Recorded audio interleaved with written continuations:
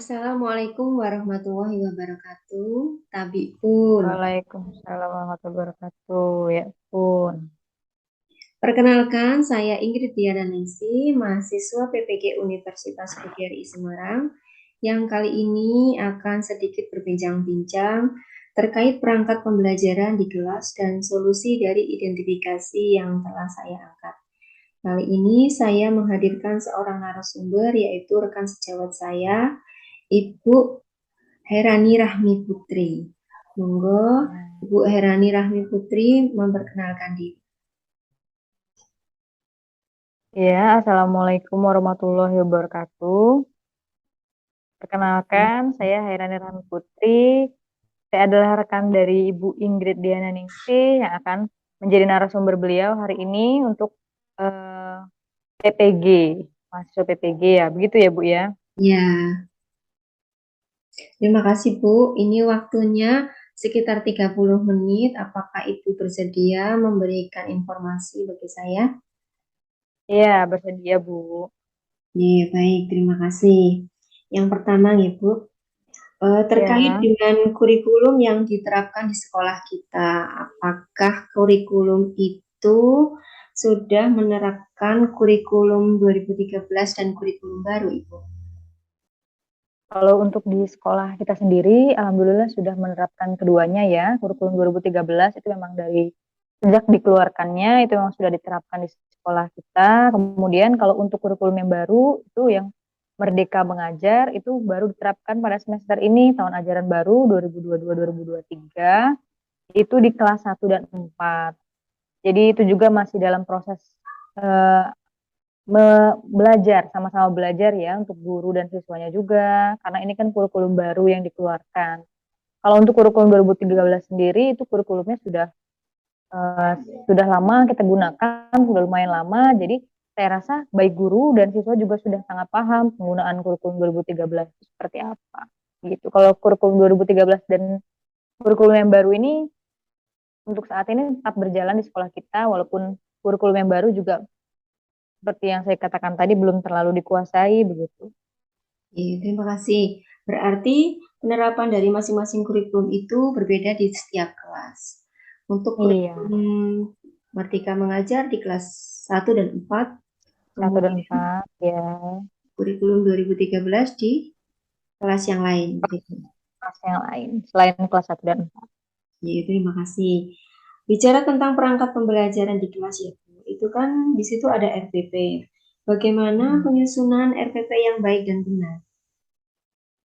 Kalau untuk penyusunan RPP yang baik dan benar, untuk RPP sendiri kan itu sebagai acuan kita mengajar di kelas.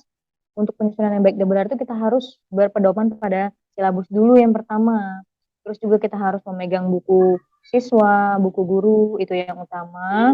Kemudian kita menyusunnya itu kita lihat dulu standar kompetensinya apa. Kalau untuk kita kan punya SKKD. Kalau untuk SK sendiri dia kan sudah ditetapkan ya. Kalau untuk kurikulum 2013 itu kita sudah punya sendiri 4 standar kompetensi yang harus dicapai oleh siswa. Kemudian dari SK itu sendiri nanti kita lihat lagi KD-nya. Biasanya KD-nya memang sudah ada di silabus, itu juga disesuaikan dengan buku siswa, buku guru ya. KD-nya sudah ada, itu nanti tinggal kita rumuskan di situ tujuan pembelajaran dan indikator pencapaiannya. Indikator pencapaian kompetensi sendiri itu biasanya mengacu acuan dari tujuan pembelajaran. Nanti kan di situ ada tujuan pembelajaran, siswa dapat apa, misalnya itu berkaitan dengan kompetensi dasar yang sudah kita dapatkan tadi. Misalnya kompetensi 3.6 bahasa Indonesia, siswa mampu melafalkan teks Pancasila misalnya, itu nanti kalau di tema kan dia tematik ya. Jadi nanti di indikator pencapaian kompetensinya itu nanti kita buat melalui apa kegiatannya, mungkin melalui bermain peran atau apa, siswa dapat melafalkan teks Pancasila dengan baik atau melalui eh, percobaan apa, misalnya matematika atau IPA begitu. Jadi di tujuan pembelajaran itu berkaitan dengan indikator pencapaian kompetensi dan kompetensi dasar itu sendiri. Kemudian untuk eh, materi ajar, alokasi waktu, itu kita sesuaikan lagi juga dengan waktu kita nanti kan ada yang namanya apa itu? Waktu efektif ya. Waktu efektif nanti kita sesuaikan untuk menyusun RPP-nya juga gitu. Untuk metode kegiatan pembelajaran itu juga kita sesuaikan juga dengan keadaan kelas kita, seperti langkah-langkah pembelajaran, metode apa yang kita pilih, media ajar itu kita sesuaikan dengan siswa kita seperti apa, apakah siswa kita termasuk yang audiovisual, visual atau apa itu nanti kita sesuaikan dengan situasi kelas kita juga. Itu termasuk ke dalam kegiatan kita menyusun RPP begitu. Mempertimbangkan segala hal gitu. Itu sih kalau yang saya lakukan ya. Ya, Bu, terima kasih. Kemudian kan dalam pengembangan RPP saat ini ada beberapa jenis RPP. Misalnya ada RPP satu lembar. Apa itu boleh dibuat, Ibu? Kemudian bagaimana kalau RPP itu, maaf, satu RPP itu apakah boleh dilaksanakan 2 kali pertemuan begitu? Untuk yang RPP satu lembar, memang sekarang peraturannya sudah dibuat oleh menteri kita, itu RPP harus satu lembar. Jadi itu apa tujuannya? Itu untuk mengefektifkan efisiensi, terus juga tidak merepotkan untuk para pengajar. Karena kalau yang dulu kan RPP-nya banyak lembarannya, tapi tidak efektif, tidak efisien gitu. Kalau sekarang lebih disingkat lagi, tapi semuanya sudah terangkum di situ, itu sudah mencakup semuanya, jadi lebih simple, sudah diharuskan untuk satu lembar, kalau memang untuk satu lembar itu. Terus kalau yang pertanyaan kedua, apakah bisa dipakai lagi ya, begitu ya, di hari berikutnya RPP 1 ya? Ya. Itu bisa kalau menurut saya, karena di kelas, gini ya, kalau misalnya siswa ada yang belum mampu mencapai ke kompetensi tadi kita sudah mengajar atau misalnya ada yang belum kita sampaikan, ada yang belum tersampaikan itu bisa kita lanjutkan lagi di hari berikutnya itu sangat bisa menurut saya gitu. Terima kasih, Bu. Ini terkait dengan masalah yang saya angkat. Mm-mm. Saya akan menemukan 2 masalah yang saya sudah identifikasi di kelas saya. Yang pertama itu masalah pembelajaran IPS. Nah, dalam pembelajaran IPS, ini kebanyakan di kelas 6, materi itu sulit, materi itu luas. Jadi, anak itu cenderung malas atau tidak aktif dalam pembelajaran IPS. Nah, kemudian saya mencari solusi mengatasi permasalahan di kelas saya. Ini misalnya dengan bermain peran atau model pembelajaran bermain sambil belajar atau menghafal. Mm. Nah, bagaimana menurut pandangan Ibu sendiri? Kalau untuk IPS bermain peran menurut saya sudah tepat ya, karena bermain peran itu kan siswa tidak tidak merasa belajar gitu loh, tapi mereka melakukan sesuatu, mempraktekkan sesuatu, biasanya kan memang kalau dengan mempraktekkan tuh lebih nyerap gitu. Yang sudah kan kita tahu seperti itu, kalau siswa itu lebih menyerap itu dengan cara ya mereka mempraktekkan, seperti kayak IPA juga kan mempraktekkan, IPS juga saya rasa kalau memang model pembelajarannya tadi sosiodrama atau apa tadi bermain peran itu bisa diterapkan, terutama kalau untuk kelas 6 kan ada materinya tentang sejarah Indonesia mungkin atau materi tentang kemerdekaan segala macam itu bisa juga diterapkan gitu dan lebih apa ya lebih masuk memang kalau untuk sosiodrama dan untuk segera masukkan sih menurut saya juga ada juga model pembelajaran yang seperti debat aktif gitu ya itu bisa melatih siswa juga untuk mereka bertukar pikiran, berbicara untuk pelajaran IPS. Jadi mereka dilatih untuk mengembangkan ide mereka sendiri tentang apa yang mereka dapatkan dari pembelajaran IPS. Biasanya dengan melakukan tuh kan siswa nempel selain bermain drama tadi, jadi mereka juga bisa juga melakukan debat tadi, bertukar pikiran untuk menyelesaikan sebuah permasalahan dari pendidikan IPS itu sendiri, misalnya ada permasalahan tentang lingkungan atau permasalahan tentang apa yang materi IPS sesuai dengan kelas 6 tadi ya. Itu sih menurut saya. Baik, Bu, terima kasih. Kemudian ada lagi permasalahan yang kedua. Masalah yang kedua yang telah saya identifikasi itu tentang pembelajaran matematika. biasanya kan anak-anak matematika itu menjadi momok ya Bu. Mereka tuh Iya, dalam benar. setiap materi hasil belajarnya itu selalu rendah.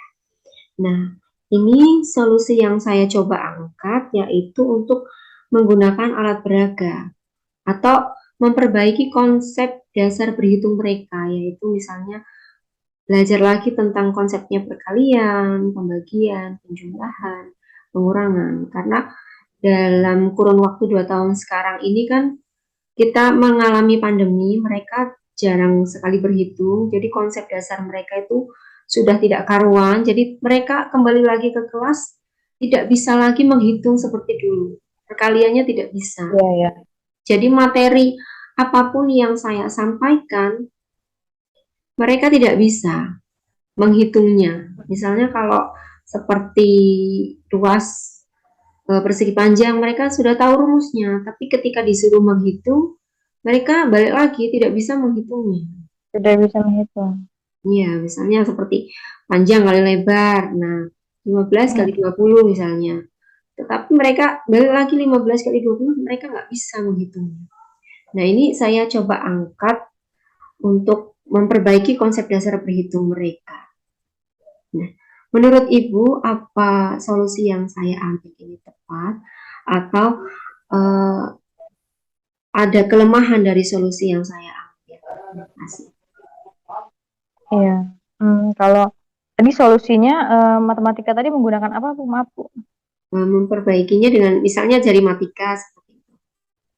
Jari matika. Iya, kalau memang untuk perkalian ya, perkalian itu memang tepat sih jari matika. Nah, memang sulit ya menerapkan perkalian ini kan adalah dasar menurut saya ya, dasar dari matematika itu sendiri. Kayak saya juga mengajar siswa kelas 5 banyak yang belum hafal perkalian ya sulit untuk melanjutkan materi begitu. Padahal itu dasarnya. Untuk jari matika saya rasa tepat sih. Atau mungkin bisa dicoba juga dengan kartu apa itu namanya kartu berhitung itu ada kartu ya kartu berhitung itu bisa juga atau mungkin saya juga berpikir untuk menerapkan kalau di kelas saya itu apa ya realistik matematik itu yang model untuk model matematika tapi dikaitkan dengan masalah kehidupan sehari-hari. Jadi misalnya kita berkaitan dengan kaitkan apa yang mudah untuk siswa ingat. Misalnya kayak kamu membeli ini, kita kita ibaratkan dulu begitu. Biasanya itu lebih lebih masuk juga misalnya kalau kamu membeli apel berapa, coba ini. Jadi harus harus banyak-banyak dikaitkan dengan yang sering mereka lakukan itu sih setahu saya. Dan untuk menghafalnya itu sendiri dari matika ya tepat sih kalau menghafal perkalian ya, menghitung perkalian ya Bu. Selain disuruh menghafal, salah satunya caranya memang menghafal. Dari awal kan harus menghafal ya, hafal kali-kalian, hafal kali-kalian. Kayak zaman kita dulu tuh hafal kali-kalian. Kalau untuk sekarang kan siswa banyak yang mungkin kurang menghafal kali-kalian, jadi tidak hafal. Kalau dari matika ya bisa. Tapi ya tadi juga mungkin bisa diimbangi juga dengan realistik matematik atau mungkin model apa media ya Bu, media pembelajarannya kartu tadi kartu untuk siswa memudahkan mereka menghitung atau juga mereka melihat mencocokkan mix and match gitu ya, mencocokkan jawaban dengan perkaliannya begitu. Terus penyelesaian soal-soal yang dasar-dasar tuh harus diulangi lagi itu sih menurut saya. Terima kasih Bu. Ini terkait solusi Iya. lagi Bu tentang Mm-mm. pembelajaran IPS tadi. Di kelas 6 kan ada materi ASEAN ya Bu. Ah, Ada materi ASEAN. Ini saya sudah membuat ini monopoli tentang ASEAN. Maksudnya mm-mm. anak bermain peran tentang ASEAN itu. Jadi setiap ada eh, masuk daftar pertanyaan, mereka dikasih pertanyaan kemudian menjawabnya. Ya bermain peran seperti itu. Mm-mm. Kira-kira apa itu solusi yang tepat atau eh, kelemahan kelemahan dalam pembelajaran tadi? Maksudnya saya belum tahu ini unggul, bagus atau tidak untuk pembelajaran saya? Terima kasih. Kalau menurut saya sih bagus Bu, bagus banget kayak karena kalau kita main monopoli itu kan mana yang berhenti ada kartu apa gitu Ya, ya kita tarik ya, dia menyelesaikan apa bagus sih menurut saya karena selain membuat siswa itu menerima pembelajaran itu nggak kerasa kan jadi kayak bener-bener main mereka kan menerima terus mereka harus menjawab gitu ya ya. mereka bermain tapi mereka belajar juga di situ bagus sih menurut saya. Oh, terima kasih. Bagus dan unik ya. Ya, ini baru saya coba itu. Hmm. Kemudian Bu, terkait dengan identifikasi masalah tadi, menurut Ibu, evaluasi apa yang bisa saya terapkan setelah pembelajaran? Apakah pilihan ganda atau bagaimana Ibu? Walaupun mereka belajar bermain peran, tetapi kan tetap ada satu jalurnya di RPP itu tadi kan ada evaluasi. Evaluasi Ya, ya. evaluasinya bentuknya seperti apa Ibu? Dan penilaiannya bagaimana? Menurut saya kalau memang untuk pelajaran tadi kan ASEAN materinya ya. Kalau materinya ASEAN menurut saya tetap dalam bentuk soal, uraian boleh, pilihan ganda boleh. Karena kalau ASEAN itu kan sifatnya memang harus kita ingat ya. Kayak pengetahuan yang harus memang benar-benar diingat. Jadi untuk menilai apakah siswa itu sudah menerima pembelajaran dengan baik, benar-benar dikuasai atau tidak ya soal menurut saya gitu. Ya, terima kasih. Terkait tadi Bu, Ibu sudah menjelaskan matematika realistik. Ini juga sudah pernah Racing matematika. saya angkat. Nah, ini kalau pada pembelajaran kelas 6, selain perkalian, apakah bisa diterapkan pembelajaran matematika realistik? Kalau relasi matematik ya Ya, eh, selain dalam hmm, materi perkalian, apa bisa diterapkan pada materi yang lain? bisa. Contohnya kayak misalnya kalau kelas 6 kalau nggak salah ada lingkaran ya. Ya, ya Ada betul. lingkaran, ada volume bangun ya. Itu bisa kita terapkan. Misalnya siswa nanti disuruh melihat contoh bola atau membawa contoh bola bisa juga. Nanti mereka menghitung dalam kehidupan sehari-hari gitu. Terus mengira-ngira ini loh bentuknya apa? Bentuk balok ibaratkan dengan bentuk lemari kah atau bentuk apa begitu. Sangat realistis menurut saya kalau untuk yang lain ya materi pembelajaran kelas 6 yang lain. Terus ada juga apa ya materi kelas 6 tuh? Luas. Ini data ya. Data itu kelas 6 ya? Ada Iya, ya? Masih data ada, luas ada. Itu kelas 6 menurut saya sangat cocok kalau untuk yang realistik matematik ya, Bu. Karena kelas 6 juga kan mereka sudah berpikir bukan seperti anak yang kelas rendah lagi, mereka sudah berpikirnya udah termasuk anak-anak yang mampu untuk berpikir lebih kreatif dan kritis lagi. Jadi untuk menerima pembelajaran dengan metode model realistik matematik itu menurut saya sesuai sekali gitu. terima kasih Ibu. Menarik sekali perbincangan dengan Ibu. Eh, ini terakhir ya Bu, pertanyaan terakhir.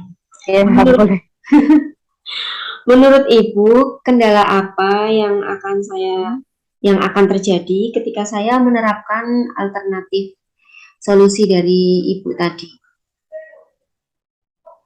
Untuk yang matematika, Ya, matematika dan IPS.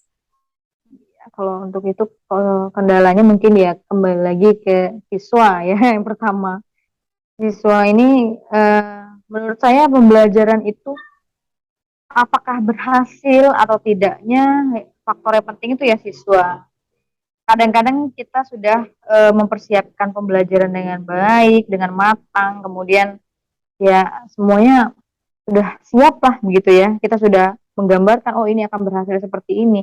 Tapi ketika siswa ada beberapa siswa aja yang tidak eh, mengikuti alur pembelajaran seperti yang kita rencanakan, itu pembelajaran tadi kendalinya sudah kurang gitu. Karena kan memang student center ya, siswa yang tetap menjadi pusat utamanya ketika mereka tidak mendukung dengan pembelajaran yang kita laksanakan, yang kita laksanakan itu pasti ya berjalannya agak keluar dari rencana kita begitu.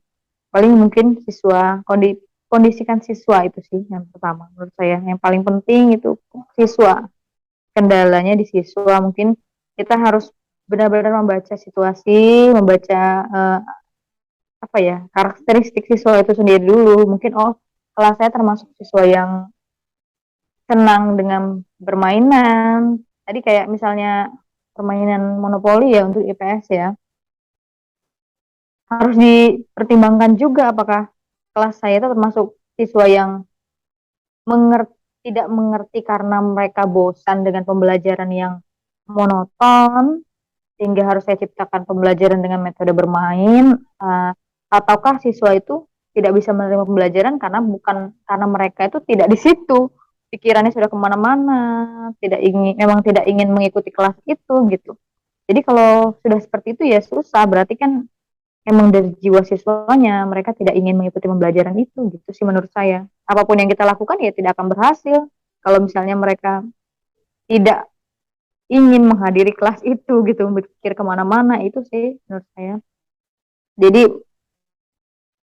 kendalanya itu siswa menurut saya yang utama. Ya, kondisi kelas juga gitu ya. Iya, kondisi kelas. Ya, baik Bu, terima kasih bincang-bincang kali ini. Sekian Iya, dulu. Wassalamualaikum warahmatullahi wabarakatuh. waalaikumsalam warahmatullahi wabarakatuh.